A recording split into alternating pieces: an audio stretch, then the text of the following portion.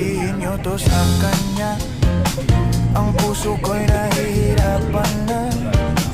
Ano pa ba ang pwede kong gawin na uubra upang maakit siya?